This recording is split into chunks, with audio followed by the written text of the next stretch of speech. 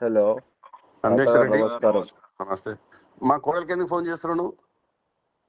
నాకు ఫస్ట్ మీ మన్మరాలు ఎందుకు ఫోన్ చేస్తుందో దాన్ని తెలుసుకున్న తర్వాత మీ కోడలికి నేను ఎందుకు ఫోన్ చేస్తున్నా అంటే వాళ్ళ కూతురు ఎవరైతే ఆమె రెస్పాన్సిబిలిటీ ఎవరికైతే ఉందో ఆ కన్సర్న్ పర్సన్కి మాత్రమే ఫోన్ చేస్తున్న తప్పించి బయట వ్యక్తులకో ఇంకొకరికో నేను కాల్ చేయట్లేను.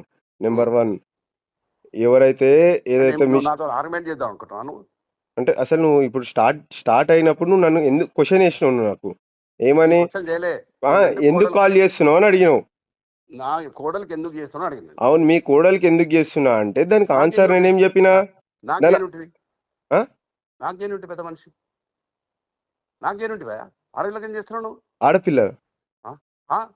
మా ఇంటికి వచ్చిన రోజు, మా ఇంట్లో అన్ని వలగొట్టిన రోజు కాదు, మా ఇంట్లో పగలగొట్టిన రోజు ఆ రోజు కూడా నేను మీకు ఫోన్ చేసిన. అప్పారావు ముందే నీకు ఫోన్ చేసిన. అసలు ఏంటి నీ ఇంటెన్షన్ అని చెప్పు నాకు. నా ఇంటెన్షన్ మీరు అడుగుతురేంది? నేను ఏ రోజైనా మీ దగ్గరకు వచ్చినా?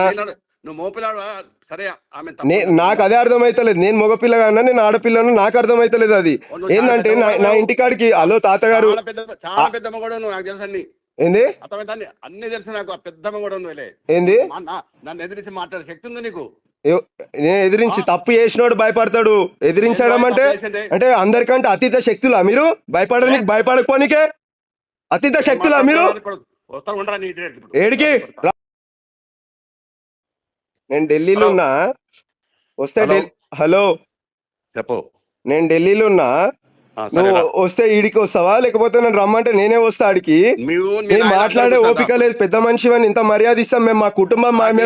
అరే మర్యాద అవసరం లేకపోతే మర్యాద మాట్లాడు ఫస్ట్. ఇంటికాడికి వస్తా అంటే ఏం లంగ పని చేసినా నేను? నా ఇంటికాడికి రానికే నువ్వు ఎవరు?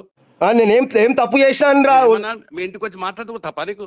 నేను లేనిది నా ఇంటికాడికి పోయి నువ్వేం చేస్తావు? ఆల్రెడీ మీ మన్మరాలు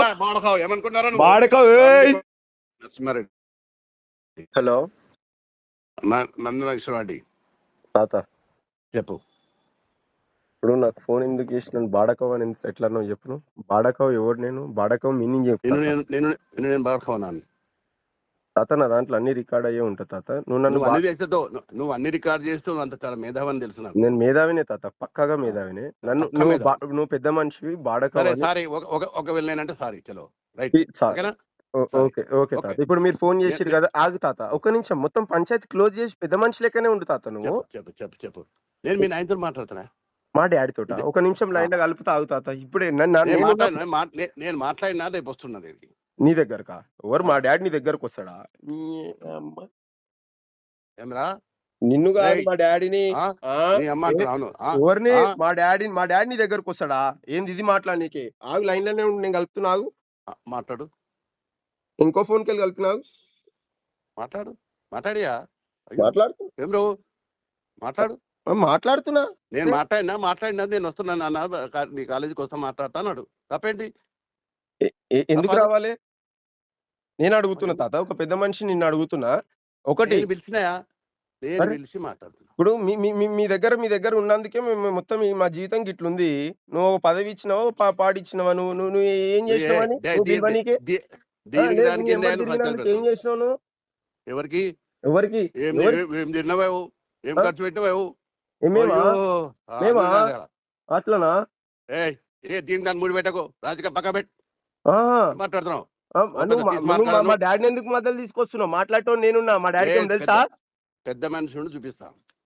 అట్లనా? నేను కూడా రేపు చూపిస్తాను. నువ్వు కూడా చూడు. తీగల కృష్ణారెడ్డి గారు బాగా గుర్తు పెట్టుకోండి. రేపు పొద్దున మీరు కూడా చూస్తారు మీరు ఎంత పెద్ద మనిషో, ఎవరెంత పెద్ద మనుషులో.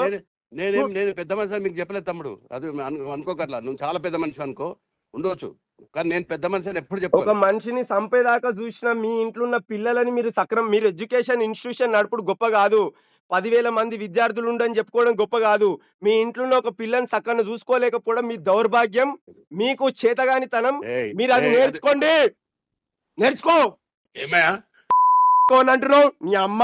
ఏమ్రా నువ్వు? పెద్ద మనిషి 70 ఏళ్ళ వయసు ఉంటే కాదు, స్పృహ ఉండాలి, సోయి ఉండాలి.